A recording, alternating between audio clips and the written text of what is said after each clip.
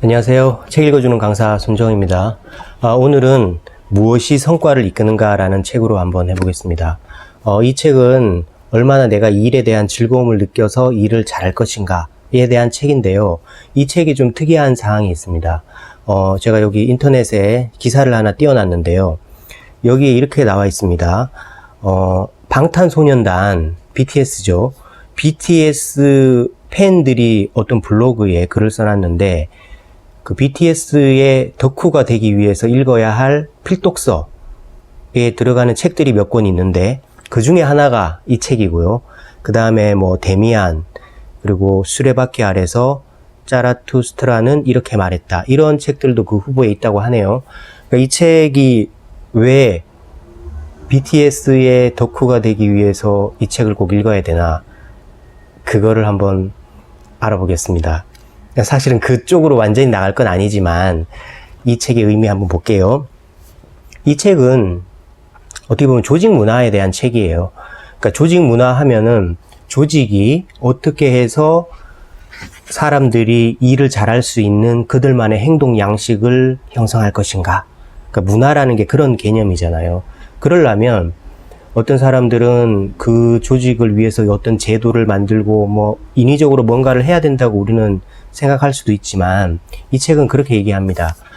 사람 한 명 한 명이 자기의 일에서 의미를 찾고 성장할 수 있고 즐거움을 찾을 수 있다면, 그런 사람들이 모여 있다면 조직 문화는 자연스럽게 긍정적으로 형성된다라는 얘기를 하고 있습니다.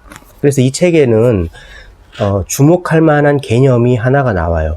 그러니까 총동기지수라는 말이 나와요. 그러니까 총동기가 뭐냐 하면 사람이 일을 하기 위해서는 동기가 부여돼야 되잖아요. 그러니까 동기가 움직이는 계기니까 그 동기가 부여되는 데에는 6가지 요소가 있대요. 그 6가지 요소는 3가지는 플러스 동기 요인이고 또 3가지는 마이너스 동기 요인이에요.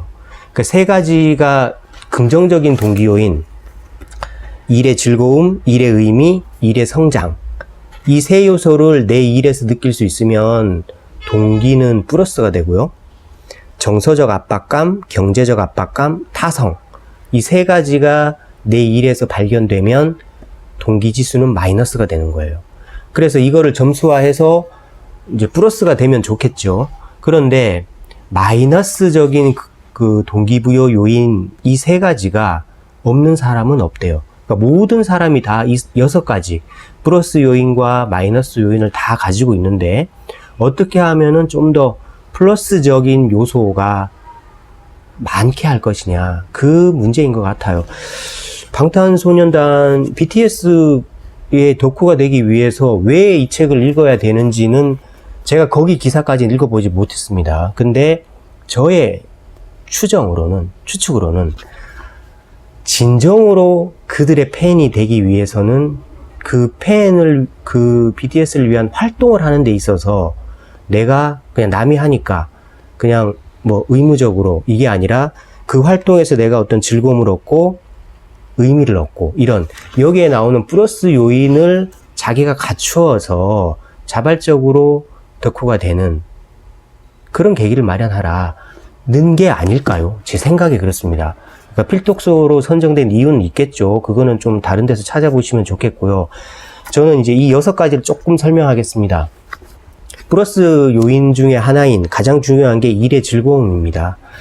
자기의 일에서 즐거움을 발견할 수 있다면 이보다 더한 플러스적인 동기 요소는 없겠죠.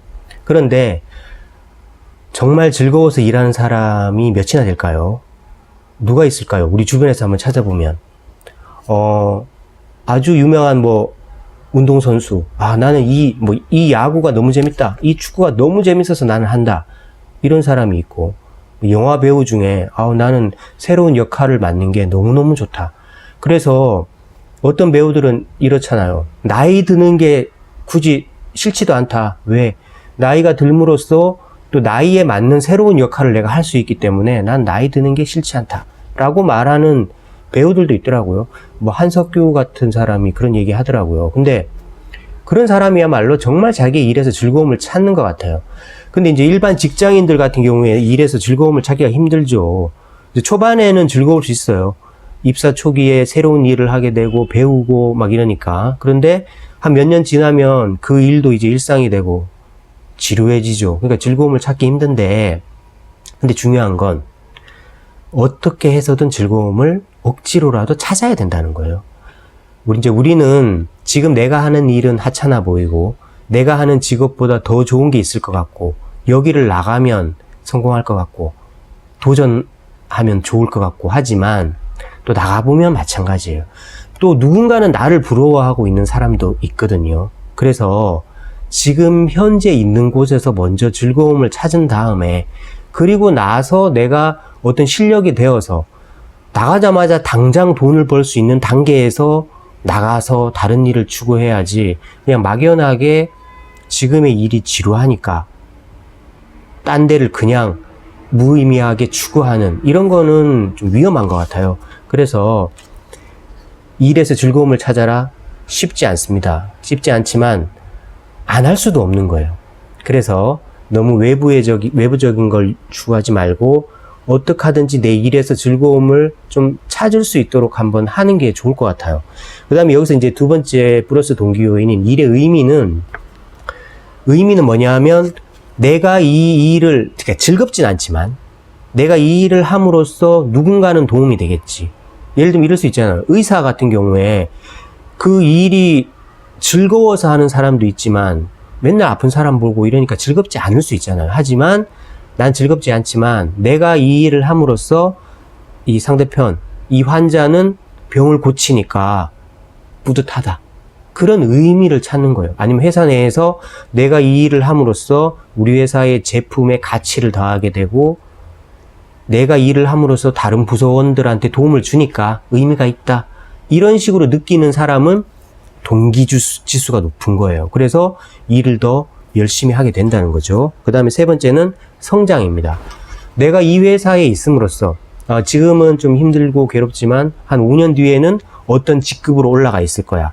또는 그런 외형적인 직급뿐만 아니라 내적으로도 나의 기술, 역량이 성장해 있을 거야 라는 그런 기대감이 있는 사람, 이게 바로 일의 성장이에요.